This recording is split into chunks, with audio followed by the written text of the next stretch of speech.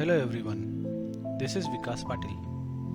This chapter is going to talk about the transportation of India. Transportation is the lifeline of any country that aspires to develop. This is the first session of this chapter. In this session, we will cover roadways. What is the need for transport? As mentioned earlier, any development that a country aspires to have cannot be done without a proper network of transportation. Well, transportation is required for exchange of commodities from one place where it is produced to other place where it is consumed. It is required for trade because anything that is purchased, anything that is sold requires transportation of goods.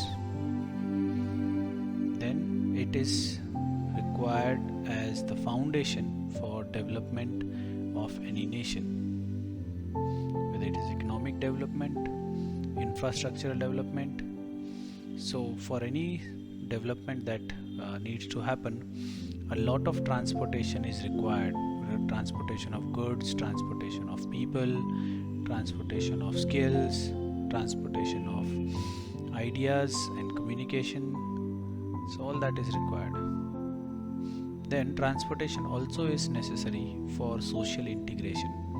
People from one place carry their culture, their habits and move to another place, and there they learn the culture and habits and share their habits and culture. Transportation can happen through multiple ways: bicycle and pedestrians, pipelines, railways, roadways, waterways and airways. These are the various modes of transport.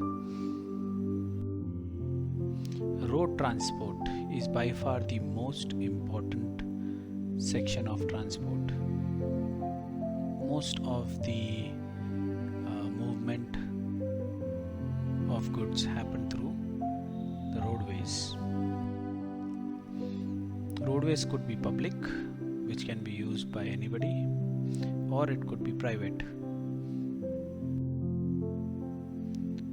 Roadways, as mentioned, is very important, especially when the distance is short and medium. You cannot think of having a railway line or an airways used for a short and medium distance travel. So roadways is indispensable in short and medium distance. It's cheap and easy to construct and maintain. Roadways can negotiate steep slopes and sharp bends. It acts as feeder for railways and airways. So anybody who wants to travel through railways or roadways or waterways needs to use the roadways to reach either the railway station or the airport or the port. Roadways is very flexible and therefore it is accessible by variety of vehicles. You can have 2-wheelers, 3-wheelers, 4-wheelers, 10-wheelers, 20-wheelers. Provides door-to-door service, so you can begin your journey from your house through roadways. And this is essential for perishable commodities which requires to be transported in short duration.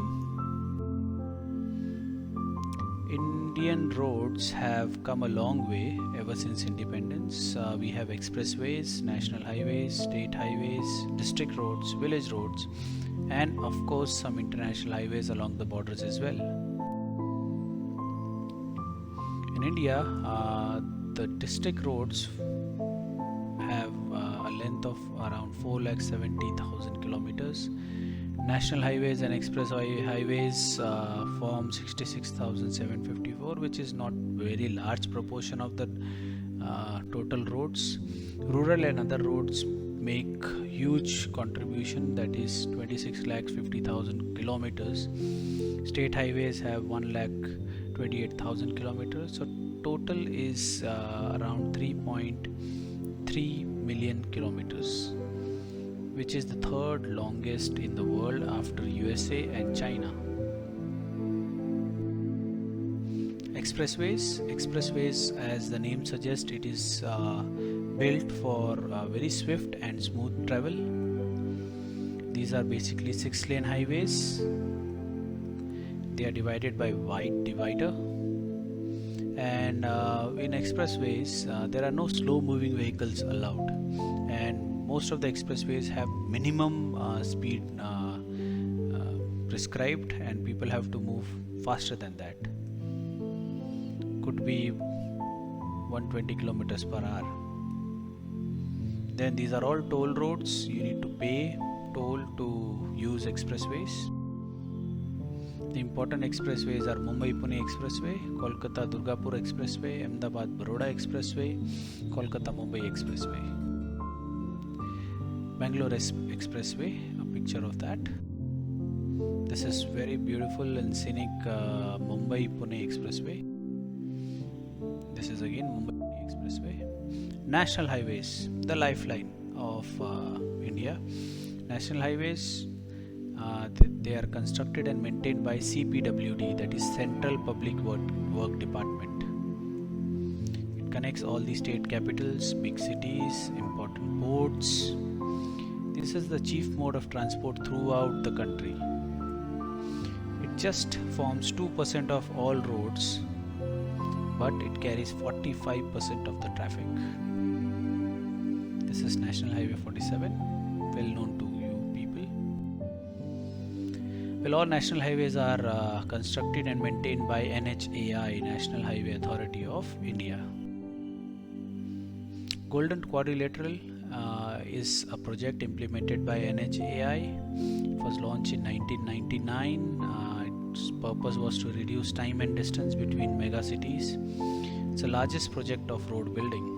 It comprises of 3 phases. Phase 1 was to connect the 4 metropolitan cities of India. So that was to connect Delhi, Mumbai, Chennai and Kolkata. This phase is over. The total length of roads is 5846 kilometers. Phase 2 was to connect the north to south point and the east to west point, Srinagar to Kanyakumari and Silchar to Porbandar. That is also completed. So this is how the Golden Quadrilateral looks like. Phase 3 involves widening of the existing national highways. There are 4-lane standard roads, 6-lane standard roads. They connect the quadrilateral with state capitals, seaports and places of tourist interest. That is to enhance tourism. Current status of Golden Quadrilateral, as you can see, almost all the important sections are over. These are trams, of course used very less now. Now availability of roadways depends on multiple factors, basically topography and the need of roadways.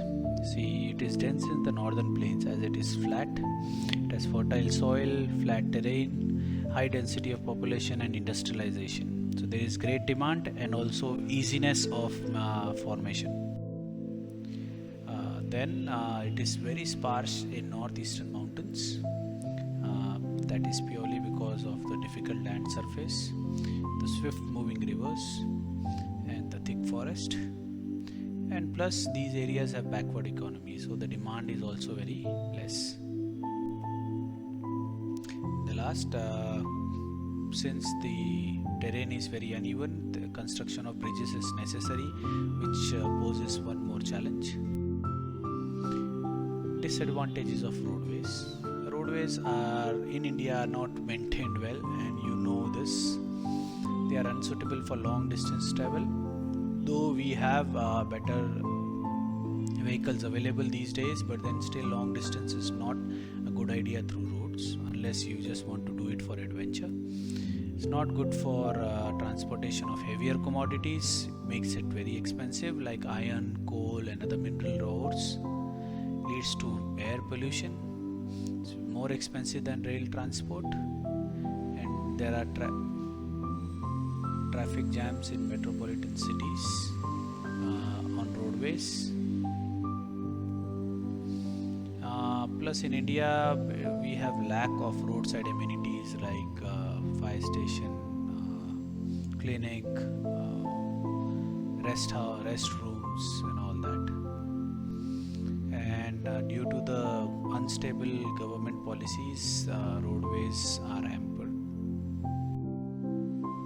That was all for the roadways of India. In the next session, we will have a look at the railways of India. Thank you.